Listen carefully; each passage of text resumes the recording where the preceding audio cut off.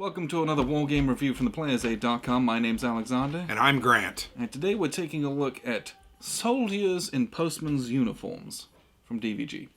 And this is a solitaire wargame, which normally one of us would have played. Yeah. And I have played it before solo. You played it solo. We actually kind of played it together as kind of a co-op. Yeah. You kind of taught me how to play it and kind of guided me through some of this. Well, and we discussed things together, right? Yeah. We tried to strategize and discuss what we had to do based on what we were trying to do. And it's cool. You know, it worked. Yeah, primarily, though, you're going to buy this as a solitaire game, is what I would say. Yeah, you did all the dice rolling. You did all the counter placement. I just kind of read the rules and make sure we were... Yeah, you were more of a referee slash tactical advisor, because I wasn't sure what I was doing. And you've played this a few times. I played it 3 or 4 other times. And you're like, hey, don't do this, or definitely make sure this gets taken place. Yeah. So, this is part of the Valiant Defense series. This is Volume 3. The first 2 are... Pavlov's House and... Castle Itter. That's what it is. I couldn't remember the name of it earlier. So the series has evolved over the course of a number of titles, but this retains that same core where you have, half the board in this one is, it's almost like States of Siege tracks of guys coming into the building, and then the other half is like the rooms of the building where you have your dudes in this room and he can shoot out of this window in this direction. You're managing kind of your pieces on this side versus the enemy kind of encircling you from all sides. To me, this is kind of the tactical side. Yeah. Right? Because you're moving your guys around, you're moving your weapons around, you're taking shots, you're making decisions. This is more your strategic side because you're seeing where the enemy's coming and they still attack you, but it's just kind of a different scale. Yes, yeah. And, Pavlov's House had a third level where it was even further back, and it was you're managing your supply across the Volga and all this other stuff and communications. This doesn't have that. It's just these 2 levels. And you've got 3 different decks of cards for the 3 kind of waves of assaults that were done throughout the day. And you go through those, and it's like... a guy pops up on this track or on this track, or there's a support machine gun that gets, in place and they shoot. And there's a number of different things that are going on. You're just trying to fend off the attackers, manage your extremely meager resources, and not die. Yeah. And we didn't really talk about the setting is Danzig, Poland. Yes. On the first day of World War I. Germans attack. They kind of catch one of their objectives, I think, was this post office. And there weren't really any regular troops there, Polish troops. They were kind of a couple of trained guys, but everybody else was just a postman. Yeah, just people, basically. Yeah. And they put up a whole day defense and ultimately were chased out of the building, killed. And so this is not one of those happy ending type games. It's not going to end well, meaning almost everybody got killed except for, 4 people that escaped? Yeah, we had 4 people escaped and, and we did quite well in this game, considering, score-wise. Yep. But this was actually the best I've ever done at it. Playing it those other 3 or 4 times myself, I did much worse than... Yeah. But we had some really good rolls. I mean, we talk about that a lot. Some of these things are really wicked. The howitzer cards that come out, they literally attack each of the different floors, and they can do a lot of damage. They've got to overcome your defenses, but once they overcome it once... Yeah, you roll 4 dice, which is, you're almost never... But we missed. Yeah. Or the Germans missed us at least 4 or 5 times. When you play with me, you get the terrible rolls. Yeah, we get the bad rolling. So the Germans are just peppering the walls, missing. And you're laughing. Yeah. But there's just some really wicked stuff like that. Those howitzers are very punishing. The support... infantry guns and machine guns. I mean, they just decimate your guys. And they're really hard to kind of dig out and remove, and they come right back. Yep, they keep coming back. But yeah, it's an enjoyable solitaire game, I would imagine also. I don't think I've played any of these on my own. I've only, because I played Pavlov's House with you as well. Yeah, we played that. I mean, I've played each of them probably 8 or 10 times. This one only 3 or 4, but I really enjoy them. They're easy to follow, but I do find that they give you a lot of choice. That's definitely true. And I think that's something I really like in solo games. I don't want to be forced to do the same thing over and over again. I mean, the reality is you're moving, you're shooting, you're trying to, get guys in position, but you have a lot of different choices. You have different abilities, different attributes, different people. You can move ammo and guns around. Yeah, and there's a lot of spaces. So Yep. how and where you occupy yourself in the building. And the real cool part of this is how limited your moves and actions are. Right? Yeah. So it's not just like, I'm just going to move some guys around, do whatever I want. But it is real tight on how it is. And I think a lot of solitaire games are like that. If you think about States of Siege, you're like, pull a card, do all this stuff. You get 3. Oh, yeah. Yeah. You get 1 action Yeah. in some games. You're like, ugh. It's that same thing where it's like extremely tough to do some things. Yeah. And as such, it can feel a little bit hopeless at times. You're getting pounded on, but then it's like, just as their attack petered out, I was losing hope. It's pretty neat, and you get a kind of a little mini reset and kind of a breather before the next wave comes in. That was one of the elements I thought was really cool about the design was, they kind of attack different portions of the post office. They attack from the back on the morning. If you could survive that, all those guys go away. It's like they got frustrated, they were repulsed, and they were like, oh, we're not going to attack. So they leave. And they weren't very organized, so then they come back midday with armored cars and troops coming up behind them. A little harder. But you're like, I now don't have to worry about the back of the building as much. Yep. You still had to occasionally, especially with those support guns. Yeah. But if you can, but then so then everyone runs from one side of the building to the other. Yep. Which was kind of comical. I mean, it is kind of. We're like, oh, we got to move to yeah. But and then and then the waves coming from elsewhere. But it's neat. I like that. Yeah. And then in the end phase, you're trying to clear off kind of exit routes and. So that a couple guys will be able to escape. You can score double points for those I think guys. there are 3 different ways that you can really escape. There are 2 tracks on the back of the building, and then 1 on the side. But it's very hard. The one, on the side. that one on the side is tough. I don't know that would ever really happen unless you got really lucky with some of your suppression opportunities and. But at the end of the game, you don't have the ammo for suppression. No, you don't. Like it's. Well, that's the other really great thing. There's a lot about resource management.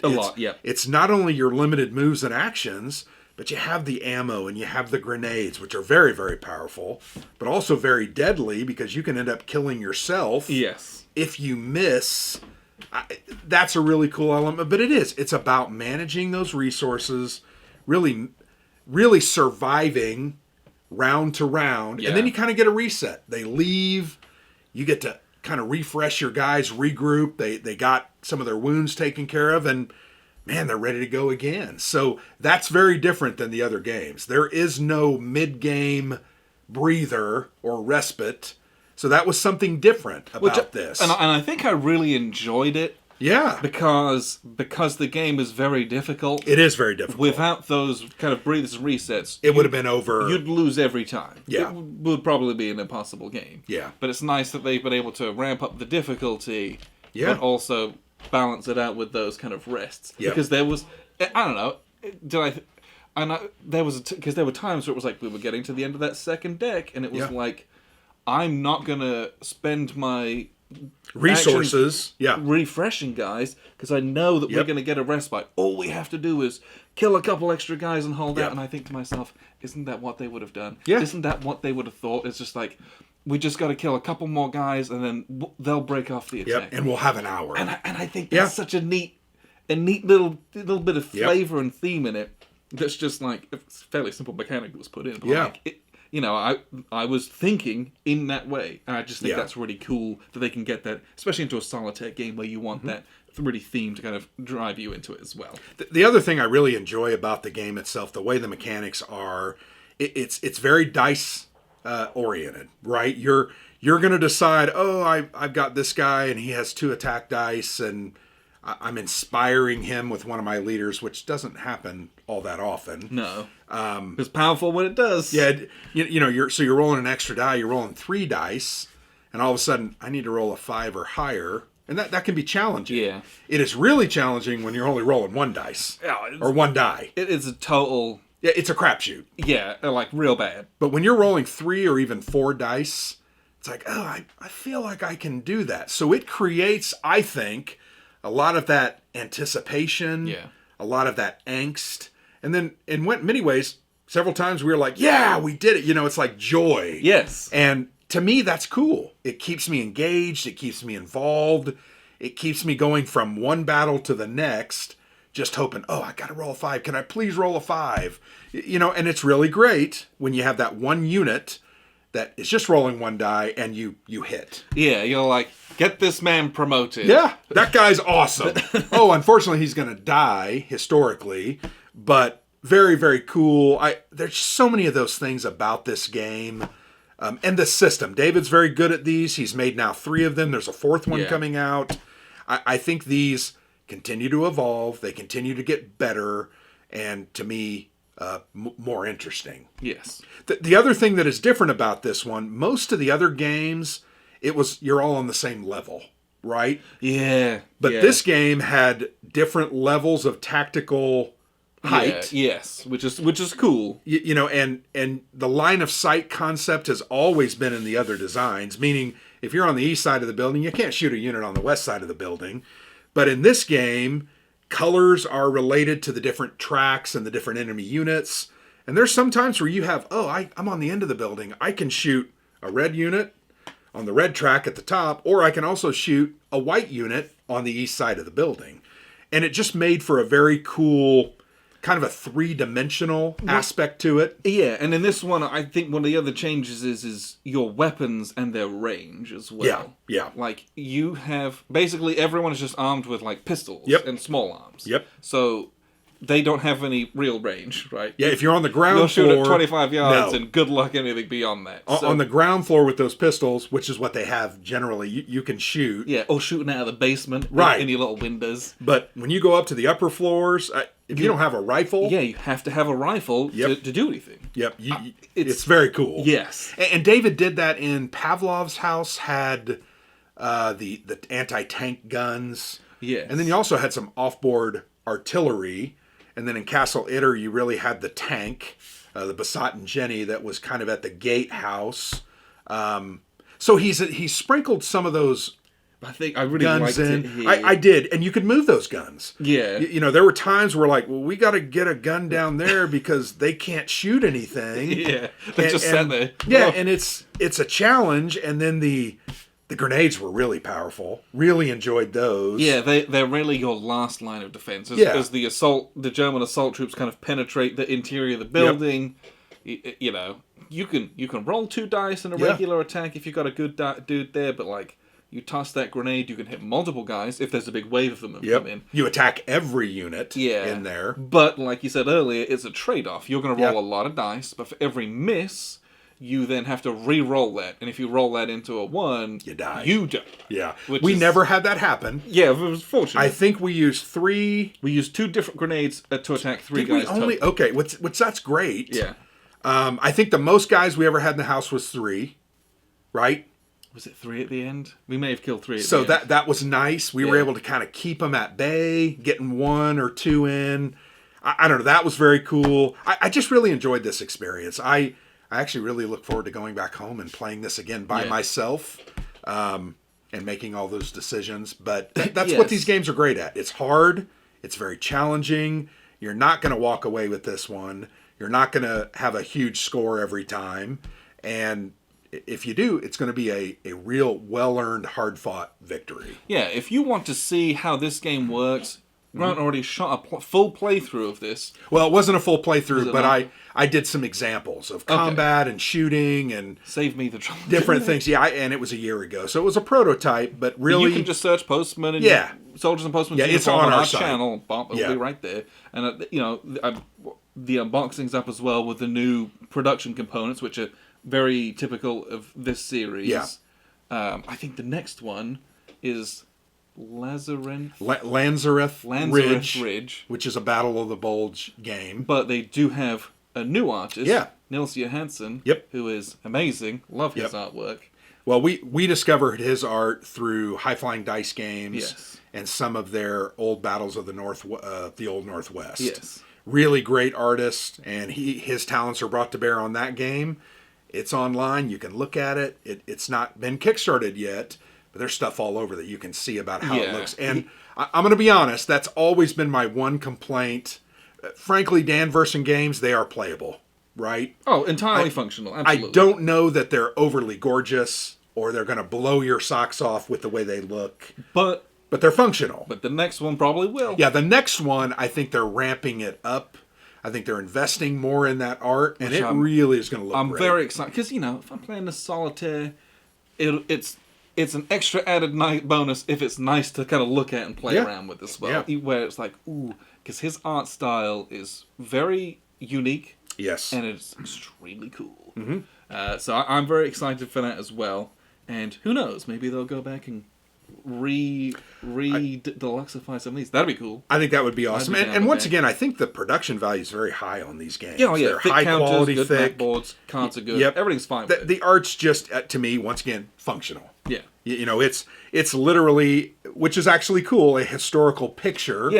Of those guys. All that stuff's fine. It's it's the actual background is the kind of computer generated what you would expect on like a video game kind of thing. It's just is what it is. Nothing inherently wrong with it, but I'm excited for what they are doing in the future. I think they're really knocking up a notch with those. I really enjoyed this. The other thing that we haven't talked about, but David always does a lot of research. There is a companion book in this volume. This is 45 pages it's of history just about this, it's basically. So much. And I just think this is amazing. Absolutely. One of the things we love so much about these games is we learn about history. Yes. And David has done a lot of research. He's put that here where you can read about each one of these defenders, who they were. Yeah, it's got a list of all their names and all that stuff in the back of them. Just very well done, and I can't wait to sit down with this again and just kind of peruse through it and look at it. I don't know. I think David does a great job in that respect. He does his research. He knows his stuff. Then he puts a playable game out on the table. That, to me, keeps your attention, gives you some difficult choices, and none of them are easy. I thought Castle Itter was the easiest of the three. That's the only one I've not played. But I've heard people say, that one was terribly hard. And I was like, I don't think it was as hard as Pavlov's House. And this one is really hard. To do well at, this is really hard. Yeah. Functionally and mechanically, it's pretty understandable. Yeah. Pull a card, you roll a die, that's where you put the guy. Yes. He advances when a guy is put behind him. You roll some dice to attack, bam, it's over. Yeah, it's organizing your defense and doing it efficiently is the hard part. That's the challenge. That's what you want. You want a game to be easy to learn and hard to master. Yeah. I think that's generally speaking what you want in a game. Yeah. Like, I know the rules within 5 minutes of this because I've played any of the others and they're not that complex. You've got good play aids, you can just run through those, pretty much play off the play aids. Well, and the thing I'm disappointed for you in is this was your first play. This was my, like I said, fourth or fifth play. Yeah. Because I knew some of the things, I was able to direct us a little bit. Yes. And we actually had a minor victory. Was it only a minor victory? Was it a major victory? Major victory. We got 28 points. That's pretty dang good. But I can tell you, if you hadn't helped me, I would have... Yeah, you're right. We got a major victory. Yeah. If you hadn't been here, I would have probably failed immediately. And that's what it is, right? You got to learn. You got to learn the strategy and the tactics. But because I knew certain things were going to happen, I'm like, we got to do this. And it kind of guided us in that direction. We got the guys... We actually got the people that you have to get escaped out to really get a good score. Yeah. We got them out. Those alone gave us, what was it, like 14 points? Yeah, it's not something like which that. Which is it was crazy. Insane. And then we had no counters inside the house, which is ridiculous. You get minus for each one? Yeah, you do get every counter that would have been in the house, enemy counter, you would have got a negative. I'm going to tell you, I think my first play, I had 5 or 6 guys in the house almost every time. Because I just never hit with my grenades. I killed some of my guys. The howitzers were much worse, and I was dying. We only lost. How many guys did we lose? 8 guys. That's pretty good. Yes. And most of the guys, well, not most. Most of the guys we lost didn't have huge morale negatives. That's what kept us in the game. So, I don't know. Great play experience. Yeah. Well done game. Historically accurate. Really grounded, I think, in some very cool mechanics. And I'll play this a ton. And it's an interesting piece of history as well. Yeah. You're going to learn something from this. The companion book is amazing for what it is. Yeah.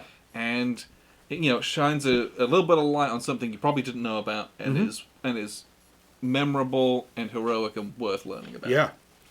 So, Soldiers in Postmen's Uniform from DVG. Check this out, solitaire game. If there's something you're interested in, big thumbs up from us. Yeah, good job, David. You continue to impress me with every game you put out, so I've enjoyed all of them. Yes. So I appreciate you guys tuning in. I've been Alexander from PlayerSafe.com. And I'm Grant.